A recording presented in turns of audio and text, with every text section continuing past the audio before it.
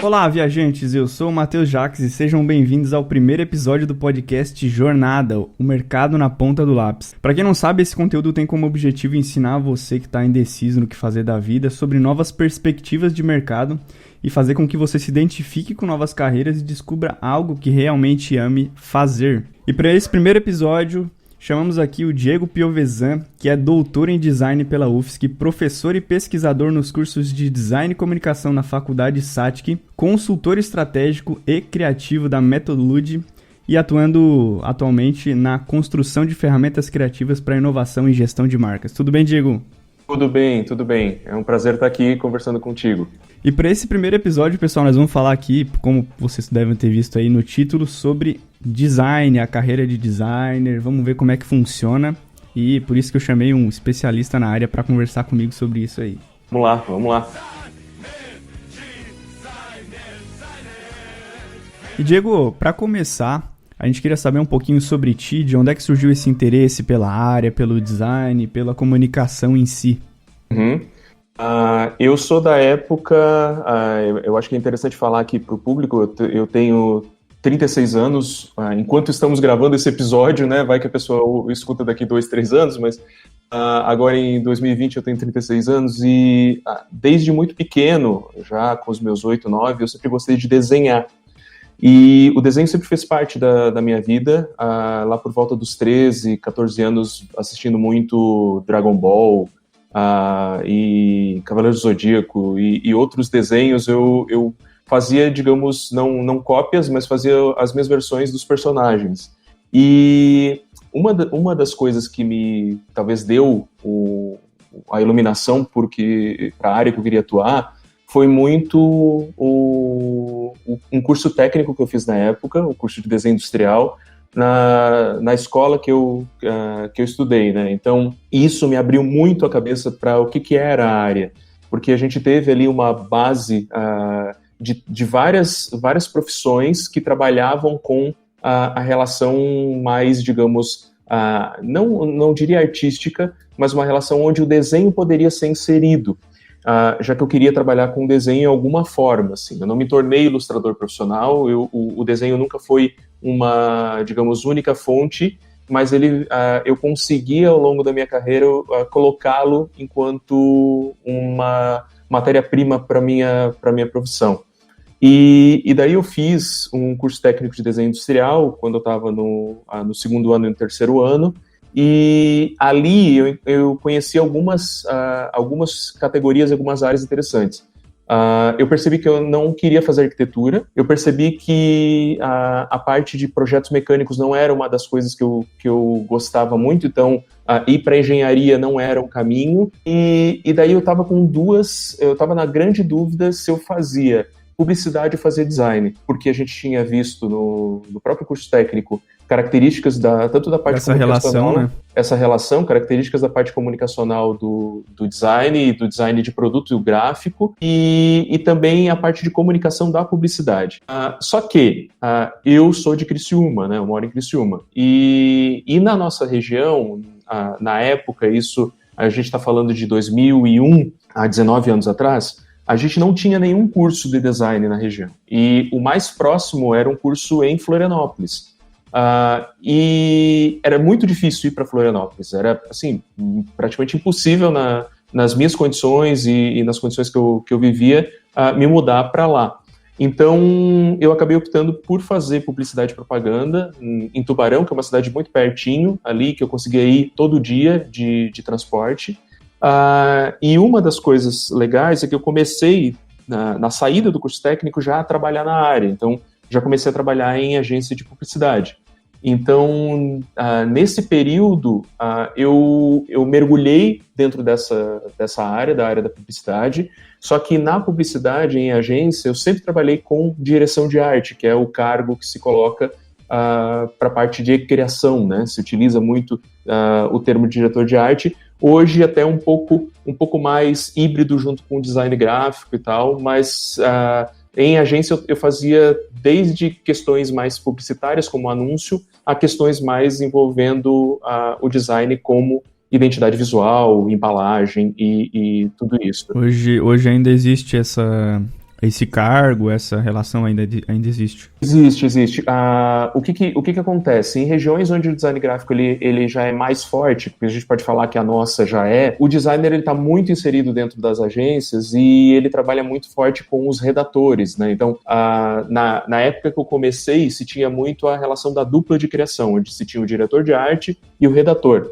E na faculdade de publicidade a gente aprendia muito a parte escrita, né? Se tinha muito esse peso da escrita também, o que me ajudou muito a construção do verbal dentro da comunicação. E daí ali eu me realizei bastante, Matheus, porque eu conseguia utilizar bastante a ilustração para as peças que eu construía, seja para uma embalagem que eu fazia, um anúncio, uma capa de uma editoria, coisas desse tipo. Só que aos pouquinhos eu fui vendo que a graduação de publicidade ela me ensinou algumas coisas de direção de arte, só que não foi muito, porque a graduação de publicidade ela é muito ampla. Então, e a gente vai até falar depois sobre design, mas quando a gente está falando de graduação, toda graduação ela é uma grande piscina comprida e rasa. Por que comprida e rasa? Porque a gente vai passar por várias partes dessa piscina e molhar o pé em várias coisas. A de publicidade eu molhei o pé na parte de mídia, na parte de criação, na parte de redação, na parte de audiovisual, na parte estratégica, na parte de planejamento. Então, eu vi muitas coisas da cadeia dessa publicidade.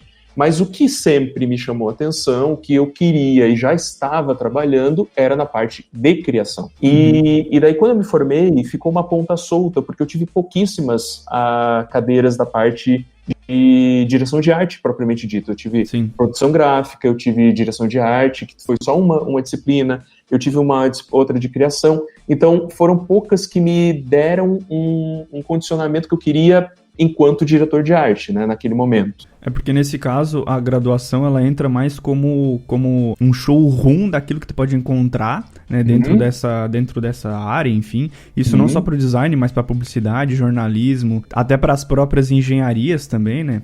Sim, as médicas também, né? Então Depois você decide essa especialização, né, justamente para ser profundo ali nesse sentido, né? E até voltando na metáfora da piscina, a gente vai, quando se especializa, diminuindo o tamanho da piscina e aumentando a profundidade. Por quê? Porque daí tu vai se focando naquela área que tu quer realmente trabalhar, né? Uma das coisas que me ajudou muito foi justamente ter feito curso técnico antes. E no curso técnico antes, eu já tinha alguma experiência básica por ser um curso técnico, né, de ferramental, que o curso técnico ele te ensina ferramenta. De noção de mercado também, né? E ele é mais a relação profissionalizante para já atuar como mão de obra no mercado, então ele tem esse foco, então ele me direcionou e eu já comecei a trabalhar ali com 17 anos já dentro da área, só que daí tem a ponte da relação da humanidade que a graduação te dá. Então, eu tenho certeza absoluta, sem sombra de dúvida, que a graduação me formou muito como profissional, não tecnicamente naquele momento, mas como um fator humanístico, sabe? Como um fator de como lidar com as pessoas, como trabalhar inter-relações, como vender o meu trabalho, como entender contextos macro. Então isso foi hiper importante. Chaves, como dizia meu velho avô, se quiser chegar a ser alguém, devore os livros. Quê? Puxando um gatilho que tu falou ali um pouco anteriormente, sobre que na época tu começou a escrever bastante, né? Pra quem não sabe, eu também sou designer, né? E eu tô um pouco inserido dentro dessa área, bastante, inclusive. Inclusive, sou aluno do professor Diego, né? Um orgulho. E essa relação de escrever traz pra gente uma bagagem muito filosófica. E quando a gente vai aplicar isso no design, o design ele tem muito a questão de juntar pontas, né? Então a gente junta aquilo que a gente leu lá, aquilo que a gente escreveu ali, aquilo que a gente viu até na questão de filme, música, som, e traz isso para uma identidade onde vai ser aplicada para um determinado produto ou uma determinada, enfim, área, nicho ou criação que tu vai desenvolver, né? Sim, e dentro desse foco foco, eu estava justamente querendo entender um pouco mais sobre o quanto o design me fascinava e ainda faltava conhecer dele, porque eu, obviamente, via sobre design, tinha alguns professores na graduação da publicidade que falavam um pouquinho dessa diferença, mas a nossa região aqui de atuação trabalhava o design de uma forma um pouco mais introspectiva na indústria, não tanto na relação de serviços. Uma dúvida aqui que pode até mover essa ideia, o design na época ele era identificado como design ou ele era ainda desenho industrial, como tu mesmo falou que fez e tal? No meu curso técnico, eu fui da última turma de desenho industrial. Logo em seguida, os meus colegas do próximo ano entraram com uma grade já chamada design. E até na instituição que eu fiz o curso técnico, na SATIC, né, que tu estudou também, tu sabe, ela dividiu em projetos mecânicos, então tudo que era relacionado à parte mais projetiva, com vista, cota e outras coisas técnicas de planta, de relação mais para projeto, foi para projetos mecânicos, e uma outra abordagem tratando a comunicação e a linguagem, a expressão, foi para design, que daí ficou um curso durante alguns anos, e depois, por uma prerrogativa do Ministério da Educação, precisou mudar o nome para comunicação visual, e eu acredito que foi feito curso técnico de comunicação visual, né? Uhum. Fiz. Uma coisa que até hoje não é entendida, né? O design ele ainda não é entendido como profissão em si, né? Pelo Ministério da Educação ou da... O Ministério da Educação, sim. Não, o Ministério da Vara do Trabalho, no caso. O Ministério da Educação reconhece, até porque senão não teríamos graduação, mas ele não é reconhecido como uma profissão, assim como o jornalismo perdeu há alguns anos esse reconhecimento, assim como, por exemplo, a profissão de historiador não é reconhecida. Ela foi reconhecida na segunda-feira dessa semana, sabia? O historiador foi reconhecido nessa segunda? Que legal, que legal. Historiador. É porque, assim, já teve muitos processos para a profissão ser reconhecida, só que existem algumas relações políticas que fazem com que não exista esse reconhecimento, que a gente poderia ter um outro podcast para só falar disso, né? Sim, com certeza. Mas assim, o que o reconhecimento faz? Ele faz com que existam alguns termos mais, digamos, legais para a própria profissão, como um teto base, um piso base de salário, um sindicato específico, uma relação de internacional também, né? Exato. Por exemplo, tu tem um código profissional que tu possa registrar, como um arquiteto ou um engenheiro podem registrar algum determinado projeto por segurança de alguma obra que venham a fazer, mas isso não nos impede de exercer a profissão em nenhum momento. E também não tira o crédito da própria formação, porque a formação ela é super importante. Sim. E retornando um pouquinho nesse contexto da formação, quando eu percebi que me faltava isso, eu fui procurar cursos que pudessem me suprir, né? Então eu fiz alguns cursos mais, digamos, de curta duração. Eu fiz um curso de criação na Escola Superior de Propaganda lá em Porto Alegre, fiz alguns cursos menores, e daí descobri uma especialização em design gráfico, especificamente gráfico, em parceria com a SATIC e com a UFSC em Criciúma. E eu disse, poxa, tô por aqui, vou fazer, tá perto, tá aqui, e vou descobrir realmente se é tudo isso que eu tô imaginando. Isso aí eu devia ter uns 23 anos já, tá? Já estava formado na graduação. E daí eu fiz esse curso, essa especialização de design gráfico, e isso me abriu muito a cabeça, porque daí eu comecei a descobrir que muito do que eu gostava, especificamente dentro da área da agência que eu trabalhava, era mais design do que publicidade. E daí a gente pode, talvez, falar dessa diferença aqui. Não sei se tu acha que é interessante. Claro, com certeza. Claro, com certeza. Até assim, quando a gente fala de publicidade, a gente está falando que o principal, digamos, a principal motriz que move o contexto da publicidade é a relação da comunicação e a relação midiática. Então, ela se baseia na mídia e nos contextos midiáticos para propagar aquela informação. Tem a mídia como pilar daquilo que você vai fazer, né? A mídia é um dos pilares, exatamente. Ela é um dos pilares importantes para isso, e o principal papel é comunicar aquela mensagem, por isso propagar essa mensagem, né? Para vender e enfim, potencializar as marcas e as comunicações para isso. Já o design, ele tem um papel que eu vejo que ele é um papel muito mais interno e antes da própria publicidade, que é um papel de construção de identidade. Até, se a gente pega a origem da própria palavra design, a gente está falando do dar sentido, do designo. E quando a gente fala de dar sentido, a gente está construindo identidades. Então, seja para um produto, para uma identidade visual, uma marca, né, um logo que talvez vá ser criado, está sendo criado para gerar uma identidade que vai ter atributos, vai ter um repertório, e a partir dessa identidade, isso vai construir material e repertório para a publicidade divulgar isso e se fortalecer. E daí, quando eu fui mergulhando um pouco mais dentro dessas especificidades, eu estava vendo que, poxa, que legal conhecer esses dois mundos, sabe? Muito legal conhecer esses dois mundos e poder trabalhar com eles, porque as coisas, elas se complementam. Elas complementam muito. Então, eu conseguia trazer uma visão estratégica para essa base de design, conseguia entender uma relação metodológica que o design tem, sistemático para a produção, e levar isso para a publicidade que não tinha tanto. Então, isso me fez se tornar um profissional que tinha um pouco desse... multidisciplinaridade, né? Desse melhor dos dois mundos, exatamente. E daí eu fiz a especialização em design gráfico, conheci alguns professores da UFSC que se tornaram amigos também. Ali, nesse momento, comecei a dar aula muito cedo, então eu unia as competências do mercado de trabalho, que eu já estava 5, 6 anos na área, na profissão, com a sala de aula. E até foi muito engraçado, bem no começo, eu era confundido como calouro, porque eu raspava a cabeça. E daí, quem não me conhecia, porque eu dava aula mais para as primeiras fases, né?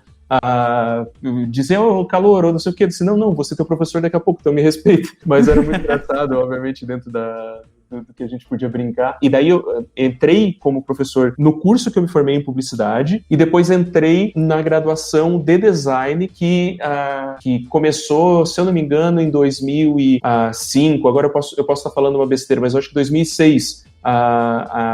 Não, vamos lá, é porque o tempo passa muito rápido, né?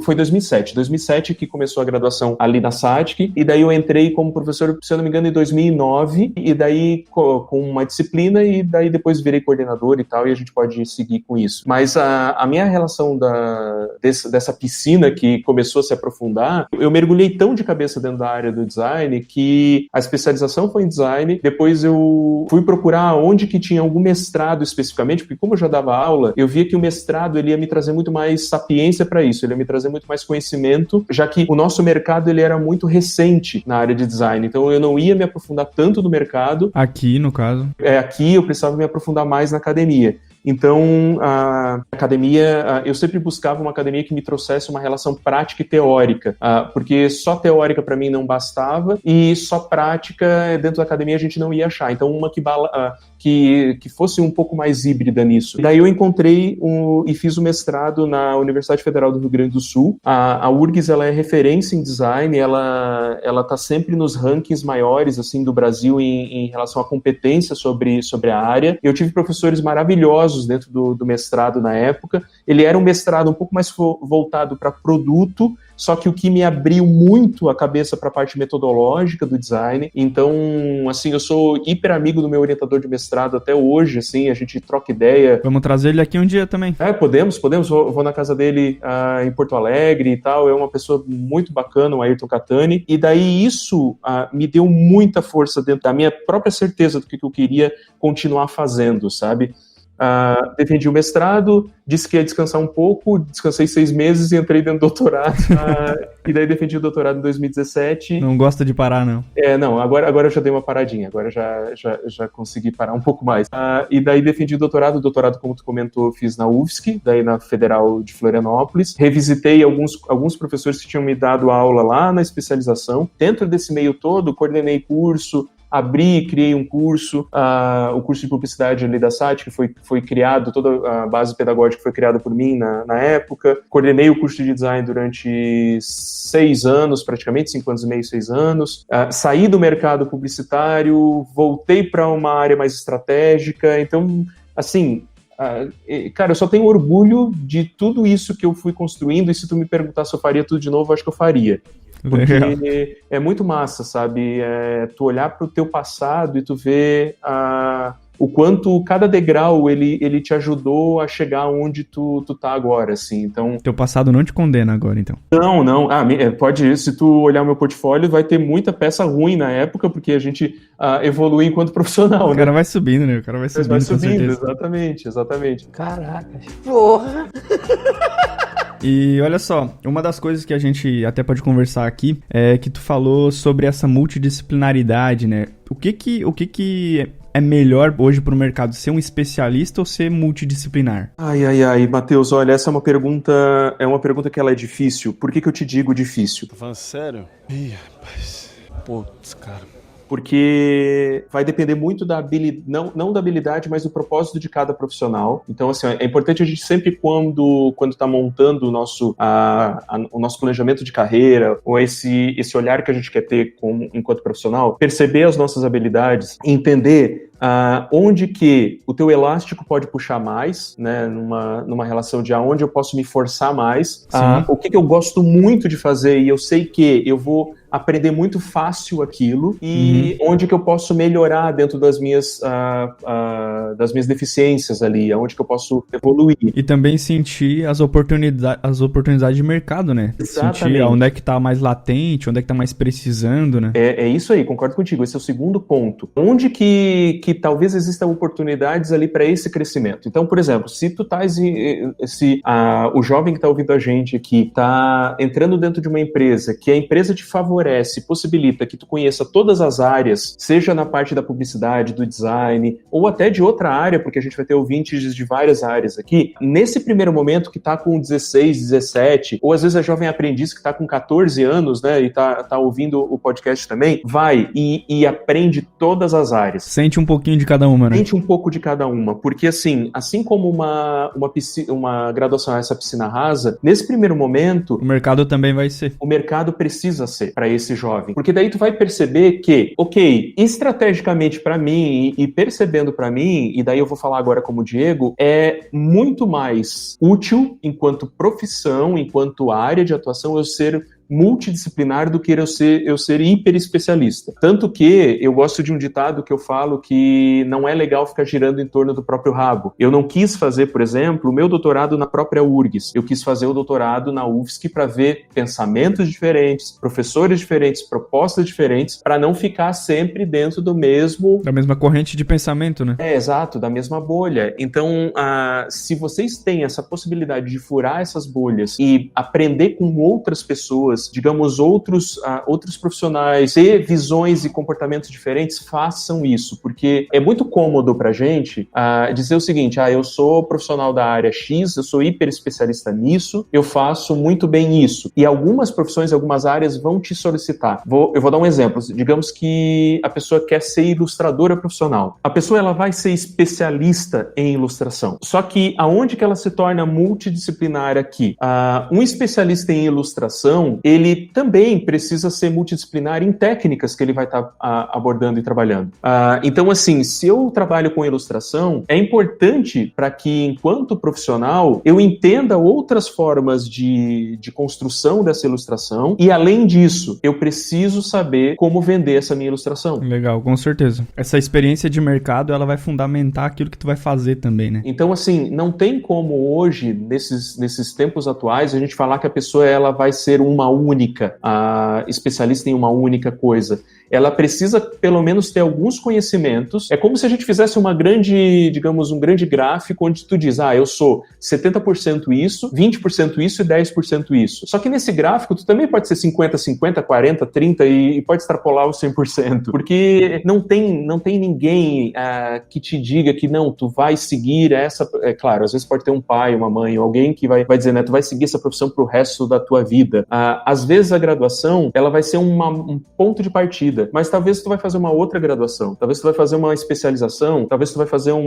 vai se descobrir daqui 20 anos como outro profissional e tá tudo certo. Então, uma das mágicas é o quanto tu consegue utilizar aquele teu conhecimento lá de trás para mudar e ser um profissional melhor no teu presente. E esse feeling de sentir bastante várias áreas diferentes, ela vai te abrir portas, né? Em vários lugares onde tu for bater. Então, por exemplo, se tu é muito bom em ilustração, mas somente curte ilustração, talvez quando tu enfim, vai abraçar ou vai disputar uma vaga com alguém em algum lugar ou sobre algum projeto, a pessoa, se você tiver, por exemplo, uma visão de mercado um pouco mais abrangente, uma visão até um pouco mais holística, né, nesse sentido, a probabilidade de tu pegar aquilo e ser o destaque dentre as oportunidades ali, aquelas que estão disputando nesse caso, né, vai ser muito maior. Vai, com certeza. E aquela situação que, digamos que eu sou professor, eu tenho muitas vezes 40 alunos em sala. Todo o conteúdo que eu tô passando, todos os 40 estão recebendo esse conteúdo. Eu não gosto de falar que a graduação é uma formação. A gente não tá colocando as pessoas numa forma e fazendo com que elas sejam iguais. A gente tá num processo de transformação. Por quê? Porque todo o conhecimento que eu passo, e, por exemplo, quando eu entrego o conhecimento para ti, Matheus, quando tu tava em sala de aula, tu recebe ele e junta com todo o teu background, toda a tua experiência de vida. E isso vai te transformar um pouco para tu construir essa tua identidade enquanto profissional. Legal. Então, olha que bacana. Tu consome outros conteúdos. Tu consome conteúdo de música, tu consome conteúdo de escrita, tu consome conteúdo de jogos, e isso forma e transforma só o Matheus. Então, isso é genial, porque assim, se eu, enquanto estudante, percebo isso cedo, eu vou perceber que todo o repertório que eu estou envolvido pode ser uma oportunidade para eu crescer enquanto profissional. Então, é se observar bastante, observar onde que digamos, a bússola vai apontar a melhor direção. Bastante profundo e filosófico isso, cara. Até caíram algumas lágrimas. Exagerado. O maluco é brabo. Porra! Mano, tu é um guerreiro. Se tu vier aqui, eu boto do meu lado aqui, sentado aqui, todo o programa aqui pra falar sobre isso aí. Porque tu é um cara... Tu é um mito. Eu, na época, eu tinha... Faz tempo. Os meus avós tinham comprado pra mim na banca um livro, eu acho que da editora Abril, sobre vestibular, e daí nesse livro tinha todas as profissões oferecidas no Brasil, assim. E daí eu olhava aquilo, e daí eu ia marcando, assim, eu já tava finalizando o curso técnico, né? Faz tempo, né?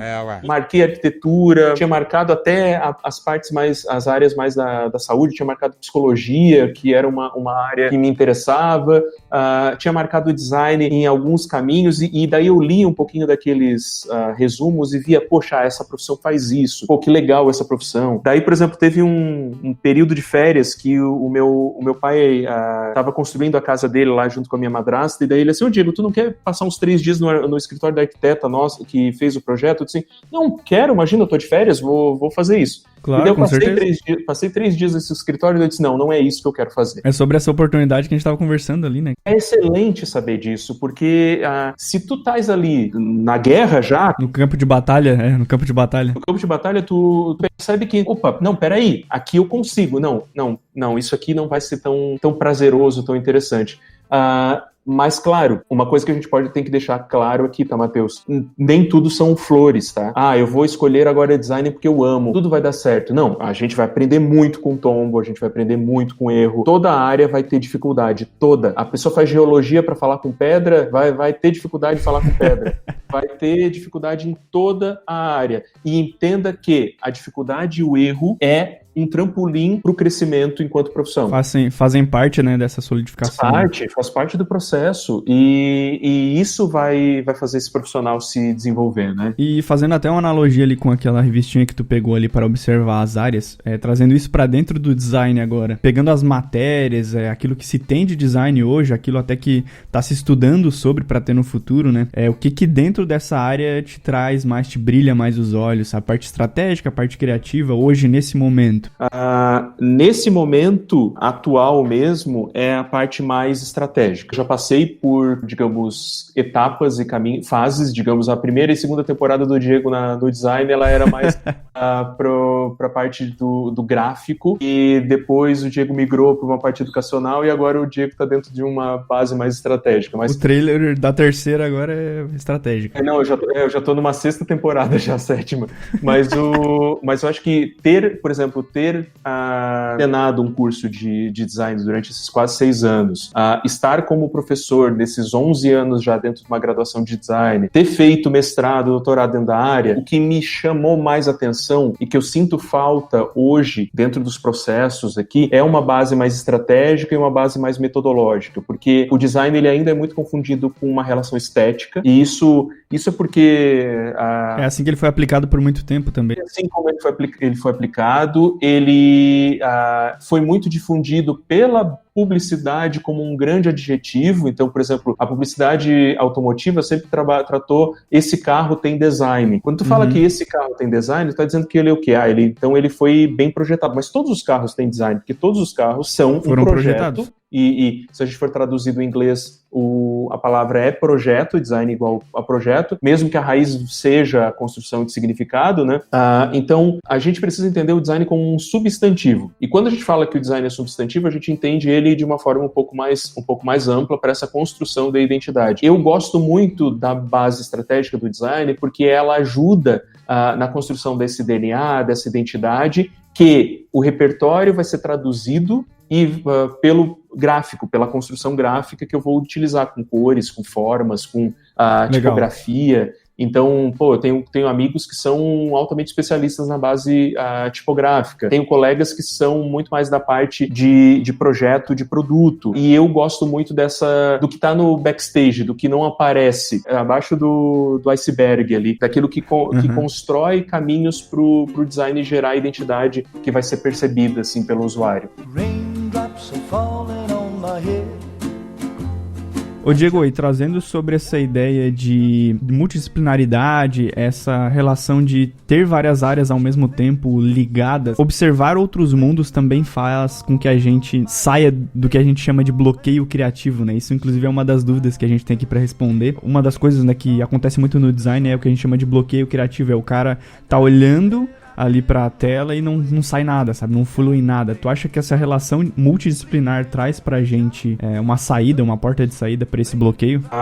Ela é necessária e principalmente é necessária porque se a gente tá falando de criatividade, daí a gente pode conversar com o nosso ouvinte de que eu, por exemplo, e até eu retorno um ponto, Matheus. A gente falou de algumas coisas que me levaram para a escolha da profissão, mas não necessariamente eu preciso, enquanto profissional, ser uma das relações técnicas que muitas vezes se aprende dentro da própria área. Mas uma das coisas que é necessária, sim, tanto para quem quer fazer publicidade, para quem quer fazer design, é ser curioso. Porque se tu é uma pessoa que, por natureza, é curiosa, tu não vai ser uma pessoa que vai ser, digamos, preguiçosa para encontrar ou procurar a informação ou o repertório. Talvez muito no sentido de autodidatismo também.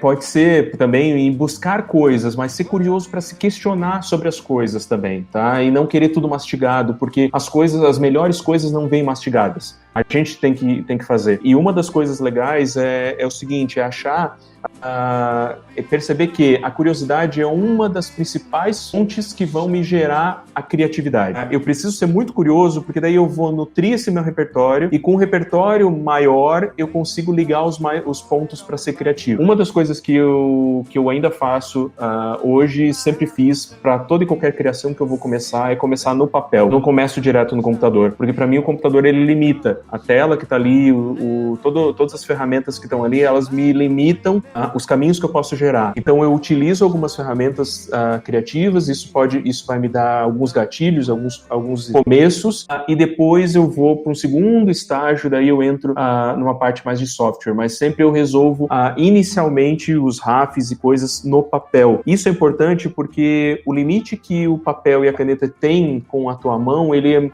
muito maior do que o que está ali naquele resumo que a plataforma pode prever. E principalmente para quem está começando, porque vamos imaginar um jovem de seus 17, 18 anos que está encarando uma plataforma Adobe pela primeira vez. Esse futuro profissional que está encarando uma plataforma pela primeira vez para construir qualquer coisa, vai começar de cara no Illustrator, tá? E conhece, digamos, 10% da ferramenta. Qual é o problema aí? O problema é a pessoa vai ficar altamente ansiosa, que não sabe o que fazer com todos aqueles recursos. A pessoa vai ficar limitada com aqueles 3, 4 recursos que ela sabe fazer. Então, possivelmente, vai sair uma bosta o que ela vai criar. Aquilo que tá na mente dela não vai ser reproduzido originalmente. Não vai ser reproduzido, exato. No papel, por mais tosco que o desenho vai ficar, ela consegue fazer elipse, desenho, círculo e coisas do tipo. Ela consegue pegar uma revista e recortar e unir, fazer uma colagem ali para escanear, para depois usar isso para um Photoshop. Então, utilizar esses recursos manuais para um profissional da área de design é fundamental. E a gente vê isso se perdendo hoje porque as pessoas elas começam achando que tudo se resolve no computador, né? Então, não é isso, não é dessa maneira. Fora também que quando tu tá com um papel na tua frente e o lápis, a ideia flui muito mais rápido, né? Tu pensou, já colocou. Quando tu tá ali no software, tu fica procurando, né? Onde é que tá esse lápis aqui? Qual brush eu uso? Exato, qual espessura e tal. Tu perde muito tempo,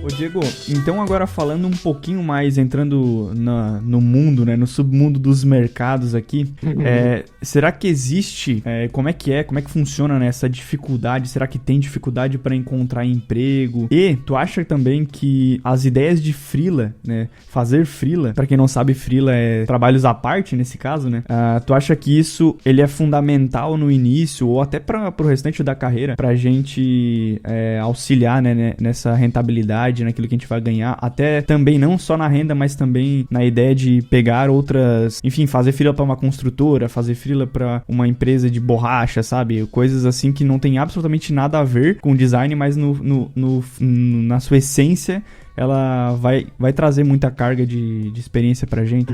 Eu acho que, assim como eu comentei ali antes, sobre a relação do profissional entender os vários segmentos dentro de uma empresa, ele precisa perceber pontos que ele ganha e que ele perde. Eu não diria que ele perde, mas os pontos que ele ganha nesses contextos. Dentro de um escritório, de uma empresa, e como CLT, né, como profissional, que ele vai entrar como estagiário, que ele vai depois, ou como jovem aprendiz, que ele vai daí ir crescendo como profissional de designer júnior, designer pleno, sênior, isso ao longo dos anos, ele vai construindo também o entendimento de inter-relações. Então, uma das coisas que cada vez mais está sendo difícil em trabalhos em escritórios e tudo mais, é a relação do relacionamento das pessoas, entre as pessoas. Então, o trabalhar em equipe, ele é fundamental para o design. Fundamental porque, assim, eu trocando ideia contigo, a gente consegue conceber melhores possibilidades, porque tu tens uma bagagem diferente da minha,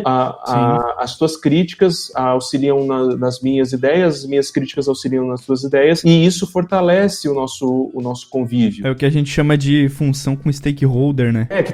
E daí para falar, stakeholders são todos envolvidos dentro do processo, né, para aqueles que estão ouvindo e não sabem sobre o termo, mas é justamente tu trocar essas ideias, e isso, trabalhos que não são solitários, eles são excelentes. E, por exemplo, para quem muitas vezes inicia uma carreira como freelancer e faz isso durante muito tempo, e daí a gente trata que o freelancer é aquele profissional que está lá em casa, em home office, unicamente por ele, atendendo clientes e fazendo seus projetos. Muitas vezes ele não tem com quem compartilhar uma alternativa, uma ideia, né? Ele não colocou talvez o cliente ao longo do processo para validações, ele fez tudo sozinho, e ele vai começar a se limitar também. Então eu indicaria para todo mundo que quer ser freelancer mesmo, eu quero trabalhar em casa sozinho, eu quero ter os meus negócios, eu quero montar minha pequena empresa, mas tenha pelo menos uma ou duas experiências em outro contexto, em escritório, com outras pessoas. E depois, quando for trabalhar em freelancer, busca sempre estar em contato ainda com essas pessoas, né? Através de grupo, coisas do tipo. Exato, porque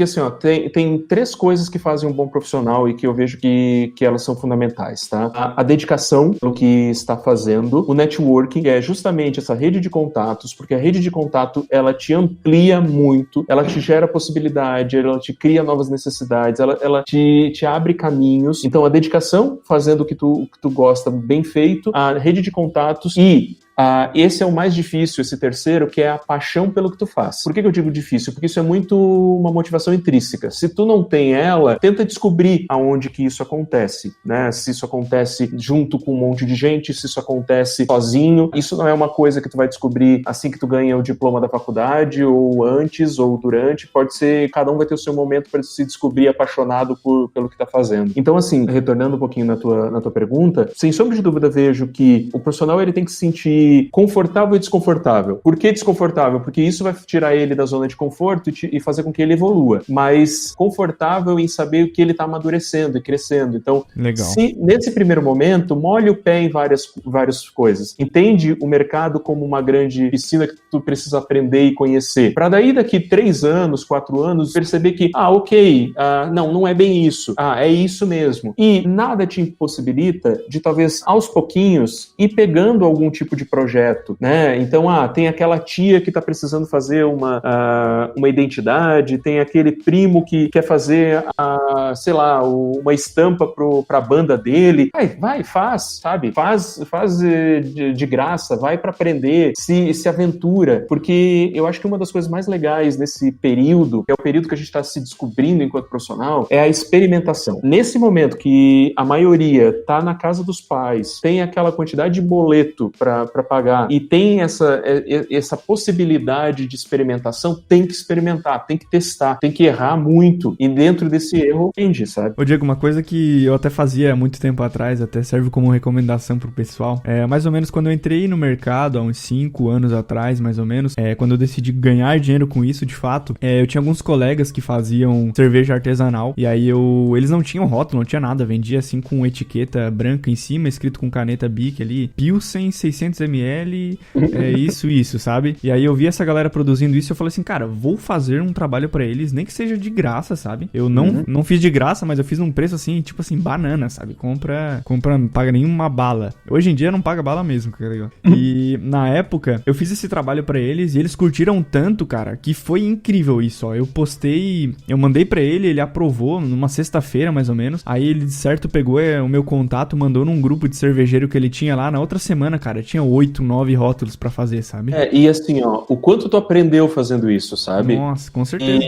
E assim, o quanto isso te abriu oportunidade. Então, se tem essas oportunidades pra fazer, encabeça isso e faz. A chance de dar errado, a gente já sabe que pode dar. Mas a chance de dar certo, esse improvável, é onde mora toda a forma de crescimento que a gente tem. Então, se a gente está disposto a esse crescimento, a esse aprendizado, cara, isso é fantástico. E uma das coisas que até é mais curiosa sobre esse improvável é que depois de um tempo, eu tava finalizando o meu curso técnico, e aí surgiu a oportunidade pra trabalhar na cervejaria Santa Catarina, aqui da região, né? Uma das maiores de Santa Catarina, inclusive. E com o portfólio que eu tinha de rótulos, esses artesanais que eu fazia e tudo mais, eu entrei e trabalhei lá durante muito tempo.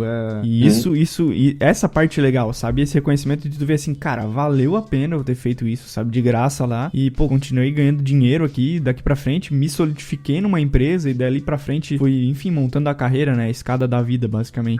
E daí tu percebe que uma decisão que tu teve, né? Uma força de vontade que tu moveu naquele momento, fez com que 2 anos da tua vida se transformassem. Com certeza. E não só 2 anos, mas tudo que, talvez, as oportunidades que te surgiram posterior a isso, foi graças a talvez aquele primeiro pontapé. Então, isso é muito legal a gente observar. E uma coisa até legal, assim, é que depois que eu terminei alguns trabalhos na cervejaria, eu comecei a comparar aquilo que eu tinha feito lá informalmente no início, e no final eu vi que, nossa, antes tinha muito erro, sabe? Erro de tamanho, erro de lógica, evoluindo, né? De hierarquia e tal. Sim, tu vai evoluindo enquanto processo, tu vai percebendo melhorias. As relações estéticas vão mudando também. Com certeza, com certeza. Então, por exemplo, eu olho para os meus trabalhos de 10, 15, 17 anos atrás, e daí eu olho o seguinte, tem coisas que estão mal resolvidas aqui, por questões de evolução mesmo, técnicas que eu tive, mas também tem coisas de elementos estilísticos da época. E até eu tava conversando com a minha esposa recente,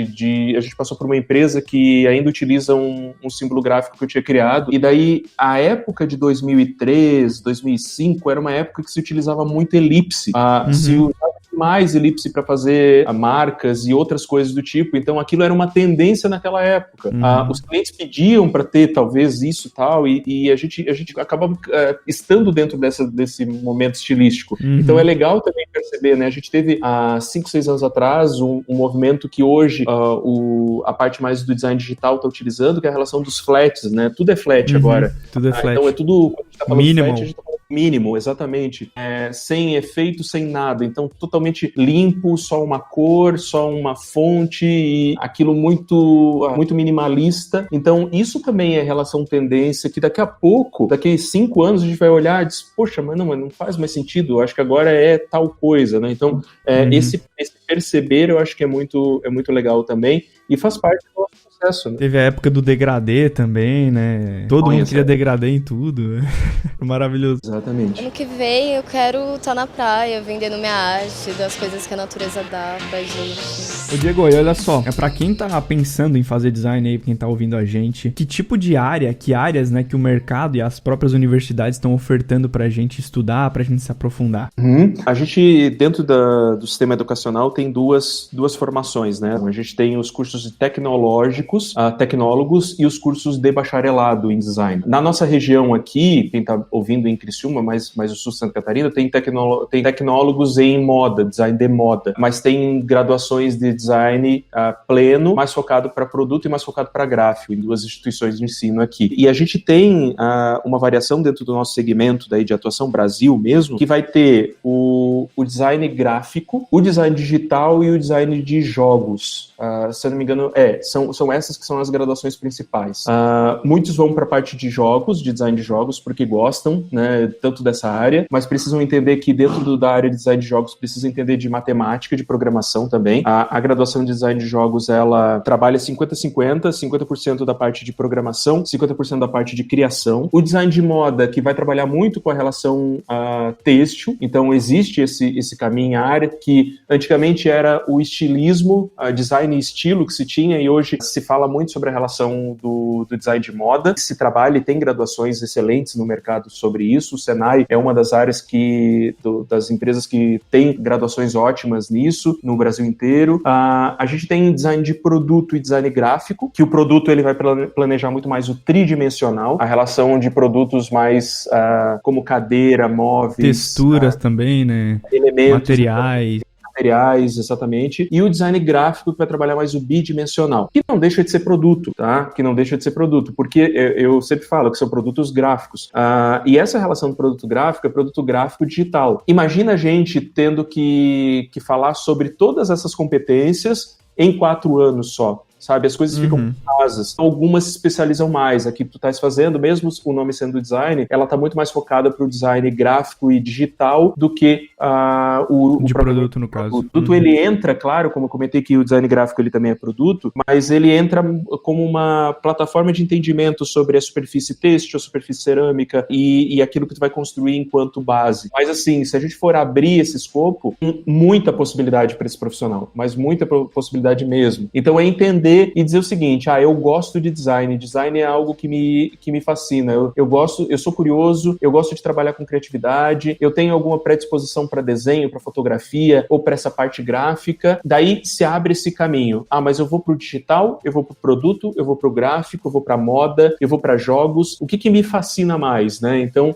cada uma vai gerar uma competência distinta para esse caminhar, então, assim, tem possibilidades, é interessante essa pessoa que está nos ouvindo, esse jovem que está ouvindo, também perceber o ambiente de mercado que ela está envolvida, né? Se, obviamente, ela tem uma graduação perto dela que vai oferecer isso, o ambiente que ela está envolvida, como que se estabelece, perceber que hoje falar e trabalhar com design, não necessariamente eu preciso só ter o mercado perto, mas eu posso também construir o meu. A gente falou sobre a relação de freelancer, né? Então, esse profissional pode, daqui a pouco, também construir os seus próprios meios e caminhos. Então, cada vez mais o designer está se percebendo como um empreendedor, então isso é muito, muito bacana. São esses trilhares, assim, eu me fascina muito a parte estratégica, que está muito inserida dentro do gráfico e que está inserido também em questões que são multidisciplinares que vão se envolver junto com a administração, com a publicidade, mas o design estratégico está muito relacionado também com a parte gráfica ali. Ô Diego,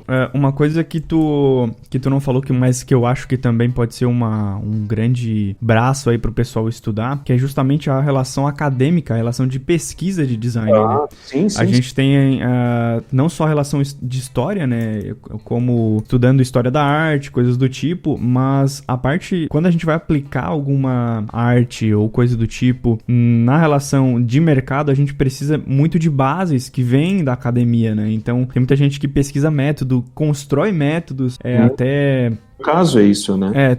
Tu faz isso, né, muito, tem muitos métodos criados, a própria relação de livros, né, da gente que lança livro, eu acho que é uma área muito grande também, é uma área que Claro. tem poucas pessoas, mas quando você se interessa muito por isso e você se desenvolve nela, a tendência é que você tem uma visualização muito, muito, muito forte mesmo nessa... É mais ampla também. Isso é uma fala muito oportuna, porque a gente entendendo que o design ele também pode ser ensinado, e a parte da academia ele é muito forte, ela se constrói com bases conceituais, né? Então tu não se torna um profissional só tecnicista. Um profissional tecnicista ele é raso, ele não sabe defender aquele projeto. Conceitualmente faltam coisas para ele. Então, por exemplo, eu me tornei um profissional que consegui ser muito mais, digamos, construtivo e produtivo nas ferramentas que eu gero por conta do mestrado e do doutorado, que me deram muito essa base. Então, por exemplo, eu não sou um professor que repito conhecimentos eu sou um professor que muitas vezes constrói novos conhecimentos e utilizo isso na sala de aula. Então,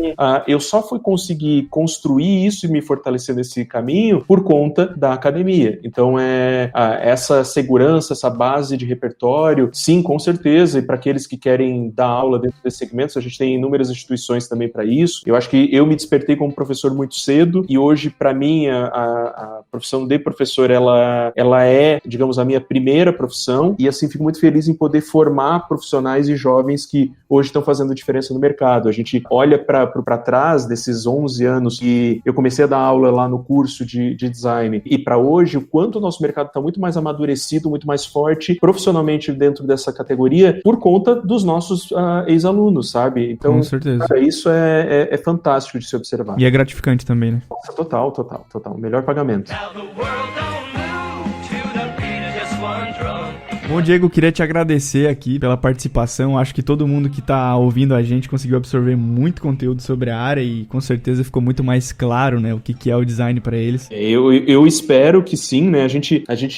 Eu gosto de falar um termo que é abrir um hidrante, né? Tomou água de hidrante. A gente abriu um hidrante daqueles de bombeiro e fez o nosso ouvinte colocar a boca ali para tomar a quantidade de informação que a gente jogou aqui, né? Então, assim, Matheus, brigadão pelo convite. Eu fico imensamente feliz em estar conversando contigo aqui, sempre te admirei como aluno, e estar aqui conversando um pouquinho sobre essa área que eu sou tão apaixonado, para mim é muito legal. A gente poderia falar muito mais, né? Com certeza. Explorar muito, tem muito material, tem muito conteúdo, mas daí a gente pode abrir as redes sociais aí para quem quiser nos seguir e conversar com a gente se coloca à disposição também. Com certeza, vamos fazer, acho que um papo desse não pode terminar dessa maneira, pode ter muito, muito mais papo, tem dentro do design e a gente tem muita coisa para conversar e com certeza renderiam vários outros podcasts com outras pessoas junto, a gente pode fazer, e daí isso pode ser bem legal também. Galera, a rede social do Diego vai estar tudo aí na descrição, as redes sociais do Projeto Jornada também, e se você quiser deixar uma pergunta pra ele, eu mando diretamente pra ele, respondo talvez no próximo podcast, e eu queria que vocês deixassem nos comentários uma carreira que você gostaria de descobrir, né, uma área que você, enfim, tem interesse, gostaria de explorar um pouquinho mais, até também sobre o próprio design, talvez quero conhecer um pouco mais sobre design de jogos, um pouco mais sobre design web, eu busco pessoas para trazer esse conteúdo para você aqui e com certeza vai ser um orgulho. Valeu, galera! Abraço, valeu!